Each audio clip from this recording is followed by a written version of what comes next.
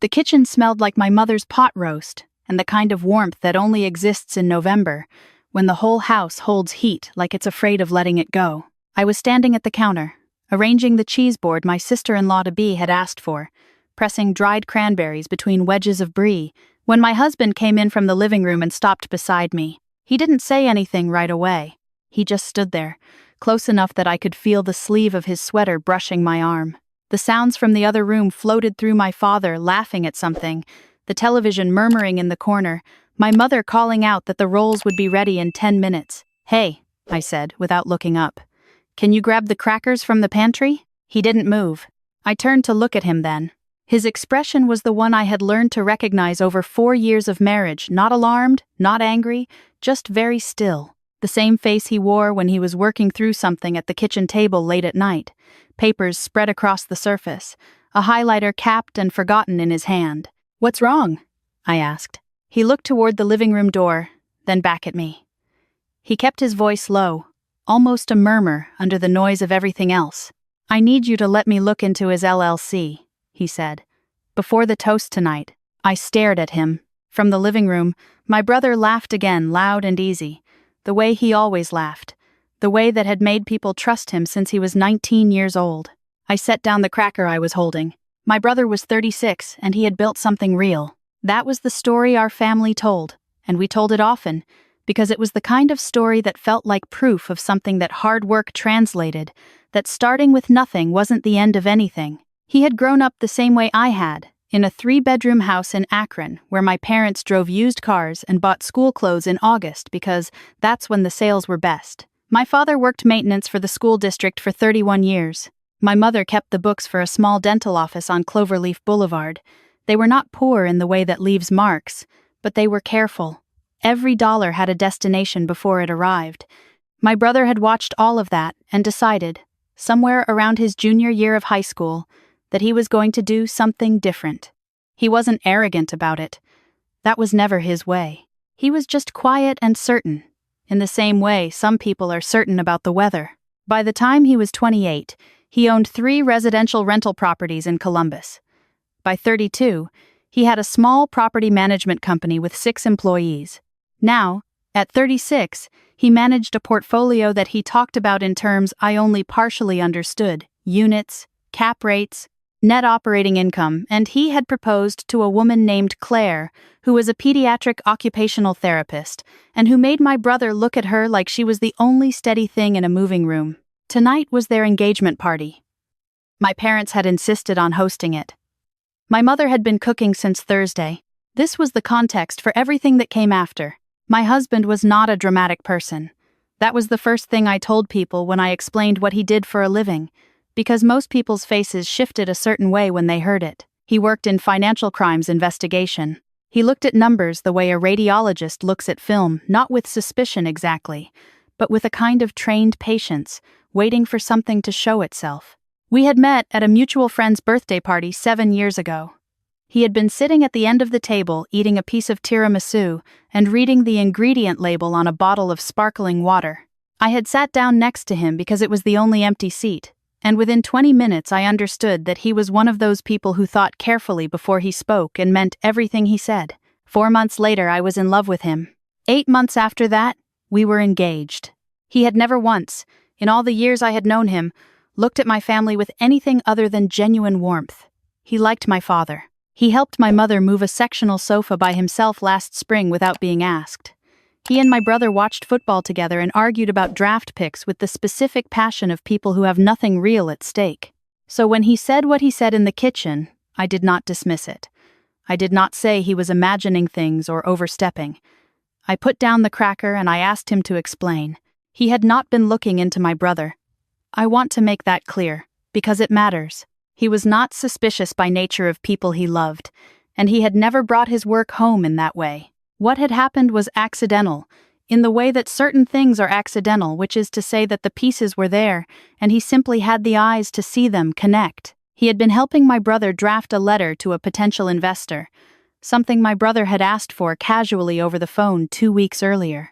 He respected my husband's precision with language, the way he could make a complicated financial history read cleanly. My husband had asked for some of the company's foundational documents to reference formation papers, early filings, that kind of thing. My brother had sent a folder without thinking much about it. My husband had noticed something in the early LLC filings, a discrepancy in the capital contribution records from the first year. A number that didn't match the origin story we had all heard so many times it had become part of our family's texture. The story we knew was this. My brother had saved every dollar from his warehouse job for 4 years. He had lived on almost nothing ramen, secondhand everything, a bedroom he rented from a coworker's mother for $400 a month. He had put together $30,000 over those years, and he had used that money to make a down payment on his first property. The number in the filing was different. The initial capital contribution was $47,000. That gap, $17,000, was the thing my husband had spent the last week quietly turning over. Maybe he miscounted, I said in the kitchen. Maybe he saved more than he realized. That's possible, my husband said, and his voice was careful in the way it got when he was not agreeing, only acknowledging. Then what are you saying? He was quiet for a moment. Your grandmother passed 2 years before he bought that first property. I looked at him. I'm not saying anything, he said. I'm asking you to let me look. My grandmother had lived in the same house in Cuyahoga Falls for 53 years. She had been a practical woman who kept her savings in a credit union account and a small amount in a fireproof box under her bed, a habit she had developed in the 1970s and never fully abandoned despite the family's gentle arguments. When she passed, my parents had handled the estate. The total she had left was not large, a little over $80,000, split between my parents, my brother, and me. I had used my portion to pay down my student loans. My parents had set theirs aside and eventually used it to replace the furnace and the roof. I had never thought to ask what my brother had done with his. I stood in the kitchen, and I listened to my family in the other room, and I understood that I was standing at the edge of something and that once I stepped off it, there was no stepping back. Okay, I said. My husband nodded once and went to get his laptop from the car. I went back into the living room and I did what I had always done when something was wrong and I wasn't ready to show it. I smiled. I helped my mother carry the breadbasket from the kitchen. I refilled my future sister-in-law's sparkling water, and I asked her about the venue she and my brother had looked at in Dublin, and I listened to her describe the garden space with genuine attention because she was a kind person, and none of this was her fault. My brother was on the couch with my father, deep in conversation about something. His hands moved when he talked, the way they always had. He was wearing a dark green sweater and he had gotten a haircut recently, and he looked exactly the way he had always looked to me, like the person I had grown up trying to keep pace with. He had taught me to ride a bike in the parking lot of an elementary school on a Sunday. He had driven 4 hours to help me move out of an apartment after a bad breakup without asking any questions. When I had struggled in my first year of teaching and called him crying at 11 o'clock on a Tuesday, he had stayed on the phone for 2 hours and the next day sent me a book about classroom management with a sticky note inside that said only, "You're better at this than you think." I had loved my brother my entire life with the specific certainty that comes from never having a reason not to. I sat down in the armchair across from the couch, and I folded my hands in my lap, and I watched him laugh at something my father said. And I tried to locate the feeling that was building in my chest, and the closest I could get was this.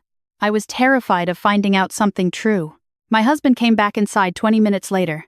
He caught my eye from the hallway and tilted his head almost imperceptibly. I excused myself and followed him to the small office at the end of the hall where my parents kept the printer and the filing cabinet and a dying succulent on the windowsill. He turned the laptop toward me. He had accessed the probate records from my grandmother's estate. They were public record and cross-referenced the distribution timeline with the capital filing date on my brother's LLC. The numbers sat there on the screen and I looked at them for a long time. My grandmother's estate had distributed in March of that year. My brother had filed the LLC in June. The initial capital contribution, $47,000, was almost exactly the sum of what he had received from the estate plus his own documented savings. It was not fraudulent. That was the first thing my husband said, quietly and clearly. It wasn't fraud. The money had been his, legitimately. His share of the inheritance. He had every legal right to use it however he chose, but that was not the story he had told. For 12 years, our family had believed that my brother had done it alone. With nothing. That the warehouse job and the ramen and the $400 room were the whole story. He had told that story at the dinner table and at his company's anniversary celebration, and in a profile a local business journal had run 3 years ago. He had let people, investors, mentors, young people who looked up to him, believe that he had built something from $30,000 and sheer endurance. 17,000 of those dollars had come from our grandmother, and he had never once said so. I closed the laptop. I stood there in my parents' office, with the succulent dying quietly on the windowsill, and I thought about all of the times my brother had told that story. The way our parents had swelled with pride each time. The way my mother used to say, "He did it himself. Isn't that something?" With a kind of wonder in her voice, like she could not quite believe she had raised someone capable of that. And I thought about my grandmother, who had pressed $20 bills into our hands at Christmas and said, "Don't tell your father," and who had worked the switchboard at a manufacturing plant for 30 years and saved every dollar that wasn't already spoken for. Who had told me once, when I was about 11, that the most important thing was to be honest about where you came from, because where you came from was nothing to be ashamed of. I found my brother in the kitchen 20 minutes later, standing at the counter and stealing pieces of cheese from the board I had assembled. He grinned when he saw me. "Mom's going to lose her mind if you keep doing that," I said. "Then I'll stop before she sees me." He popped another piece in his mouth and leaned against the counter. "You okay? You look tired." "I need to talk to you," I said. Something shifted in his face, then not alarm. Exactly. More like recognition. Like part of him had always known this moment was somewhere in the future. "Okay," he said. We went outside to the back porch, where the November air was cold and the neighbor's oak tree had dropped most of its leaves into a long brown pile along the fence. I could see light from the kitchen window and the shadows of my mother and Claire moving inside. I told him what we had found, not accusing, not performing, just laying it out the way my husband had laid it out for me. The filing date, the estate distribution, the $17,000 gap. My brother was quiet for a long time. When he finally spoke, his voice was flatter than I had ever heard it. "I always meant to say something," he said. "Okay. I mean it. In the beginning I thought I'd get established first, and then I could tell the story right. The real way." He paused. "And then the story got away from me. I waited." He sat down on the porch step.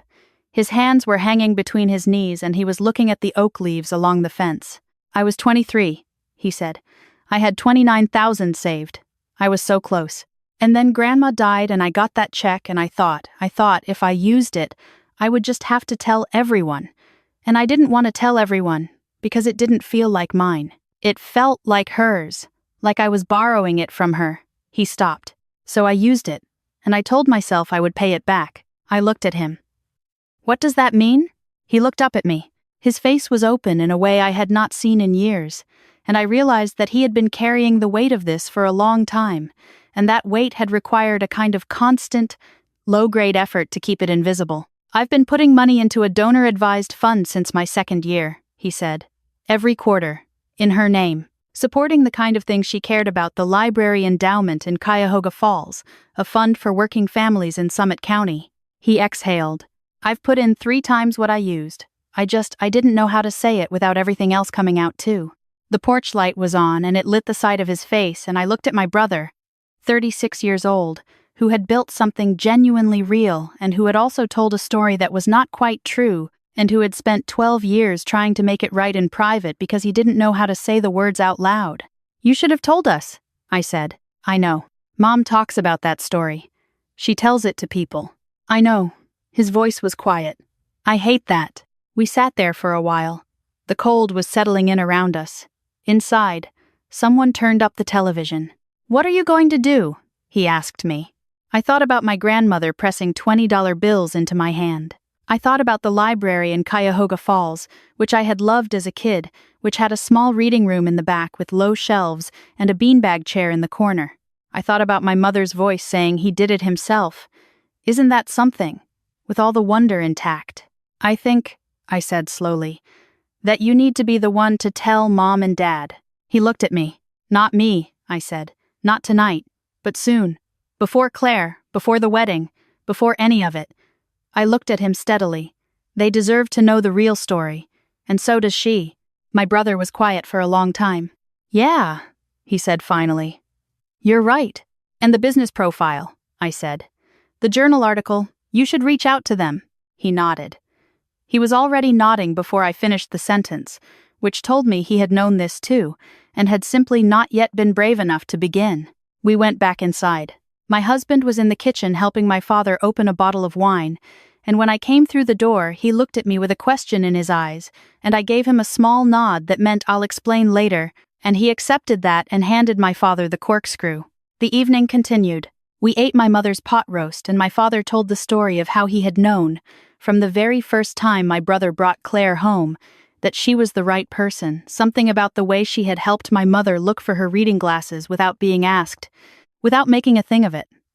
Claire laughed and said she hadn't even realized he'd noticed. My brother reached over and covered her hand with his, and he looked at her the way I had always hoped someone would look at me. I watched my brother across the table, and I tried to locate what I felt, and it was more complicated than I wanted it to be.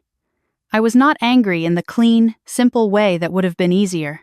I was something closer to sad for the 23-year-old version of him who had made a choice in grief and shame and then couldn't find the door back out. Sad for my grandmother, who would have given him the money outright if he had simply asked. Sad for the story my mother had been telling for 12 years that had a different ending than the one she knew. But I also looked at what my brother had actually done.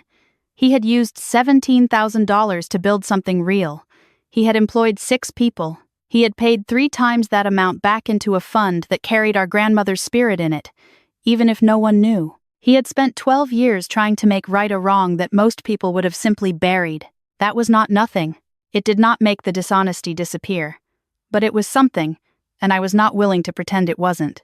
After dinner, my father wanted to make a toast. He stood up from the table and tapped the side of his glass with a spoon, and we all looked at him, and his face had the expression it got when he was trying to be dignified and was also slightly overwhelmed.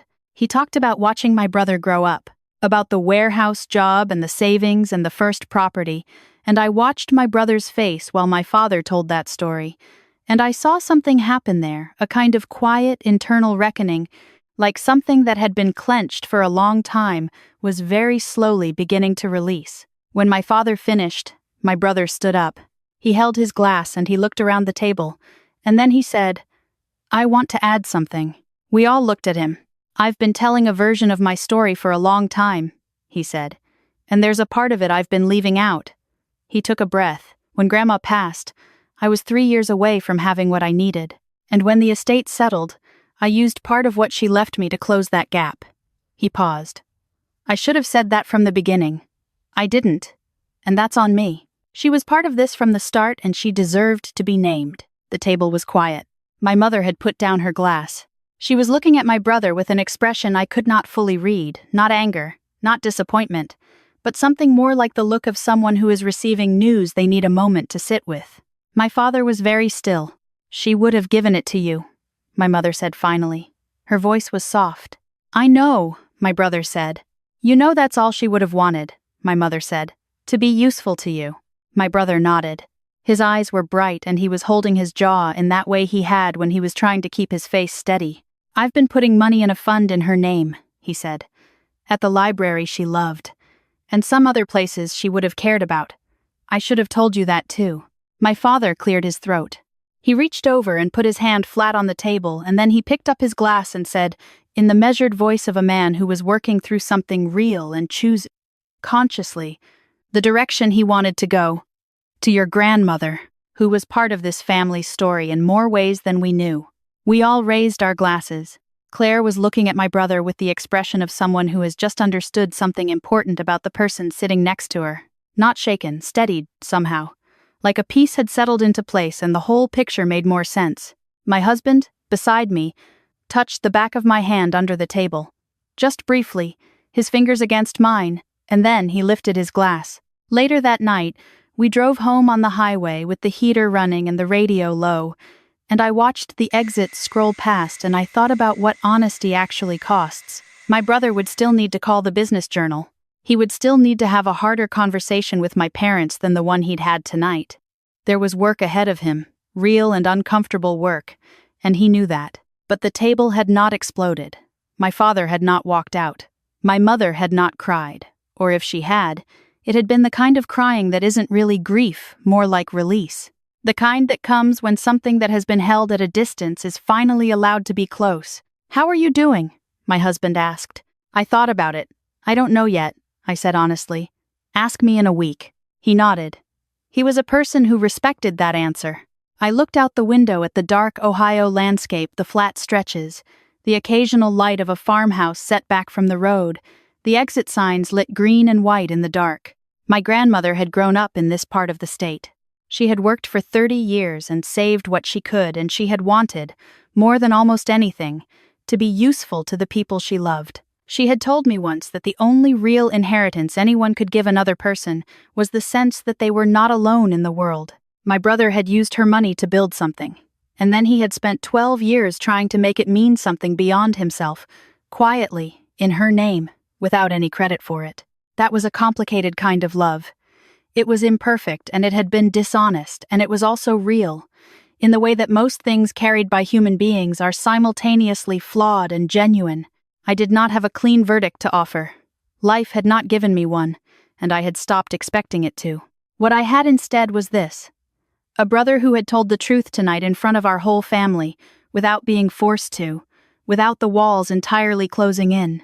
A husband who had brought something difficult to my attention because he trusted me to handle it, not because he wanted to cause harm. Parents who had lifted their glasses instead of leaving the table. And somewhere in Cuyahoga Falls, a library reading room with low shelves and probably a new beanbag chair, funded in part by a woman who had believed that being useful was the highest form of love, and by a son who had finally found a way to say thank you. That was the real story. I was still learning how to hold all of it at once. But I really did think that holding it was better than setting it down. My husband reached over and turned the radio up slightly. Something quiet was playing, something with a piano. And we drove the rest of the way home without talking, which was its own kind of thing, the comfortable silence of two people who do not need to fill the air between them. I thought about my brother at that table, holding his glass, saying the words he had been unable to say for 12 years. I thought about how much it costs to carry a story that isn't quite right, and I thought that sometimes the bravest thing a person can do is put it down, in front of everyone who loves them, and say, "Here is what was true. Here is what I should have said sooner. Here is the name that belongs in this story." Start there, I thought. Just start there.